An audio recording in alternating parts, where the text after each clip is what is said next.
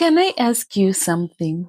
Have you ever sat down to write something? Maybe an email, maybe a caption, or an assignment, or maybe just a simple message, and you knew exactly what you wanted to say. You could almost hear your words in your head, but before you wrote a single sentence, you opened ChatGPT, or maybe you opened Google, or whatever tool you usually use just to help you get started, just to make it sound a little better, just to make sure it was good enough. And I have done that more times than I can even count. And for a long time, I didn't think there was anything wrong with it until something happened. A few weeks ago, I was going through some old papers. Honestly, I was just cleaning. I wasn't looking for anything. I found an old essay. I don't even remember why I kept it. I almost put it aside, but something made me open it. So I started reading it.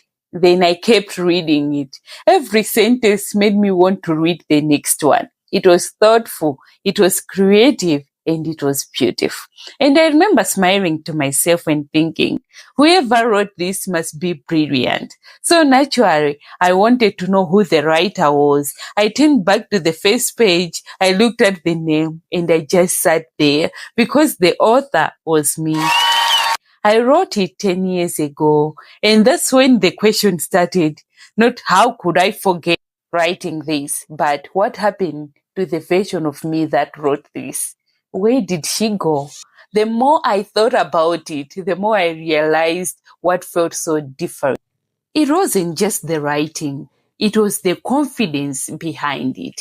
She trusted her own thoughts. She wasn't afraid of a blank page. She didn't need every sentence to be perfect before she started. She just wrote. And I couldn't stop thinking about that because somewhere along the way I had changed. I had started looking outside myself before giving myself a chance to try. I started wondering, had I changed or had the way I create changed? The more I thought about it, the more curious I became. So I started reading, not just about writing, but about thinking. I wanted to understand why this felt so familiar.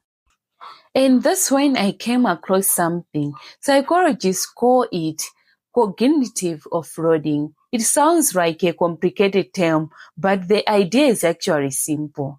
It's when we use something outside our own minds to carry some of our mental work. And the interesting thing is, humans have always done this. We write things down because we can't remember everything. We use calculators because we don't want to do every calculations ourselves. We use maps and GPS because we don't have every road memorized. We have always created tools to help us think. And this is not a bad thing. Tools have helped humans to do incredible things. They have helped us learn faster, solve problems, and create things we couldn't do before. But while I was reading about this, one thing kept coming back to me. If we keep asking our tools to do more of our thinking, what are we no longer practicing? Because there are some things you only discover through the process, through the struggle, through the trying, through getting it wrong, and through sitting with an idea long enough for something new to appear. And then I thought about that essay again 10 years ago. I didn't have shortcuts. I had a blank page. I had questions. I had curiosity, and I had time. I wrote things that weren't perfect. I crossed things out. I started again. And somewhere in all of that, I found my voice. Maybe that's what I have been missing. And maybe that's what I have been missing. Not creativity, not intelligence, not talents. Maybe I just stopped giving myself enough time to think. Finding that odd essay, yes, reminded me that I used to be a good writer, but also it reminded me that I used to trust myself enough to begin. And maybe that's the version of me that isn't gone. Maybe she's still there. Maybe she has just been waiting for me to pick up the pen again. And maybe you have a version of yourself too that you have forgotten. The person who used to dream, the person who used to create, and the person who used to try without worrying so much about getting it right. Maybe this is what this journey is about, not becoming someone new, but remembering the parts of ourselves that we left behind. So this channel is my journey to think deeper, to create more intentional, and to find the forgotten parts of myself again. And maybe you can join me to find yours too.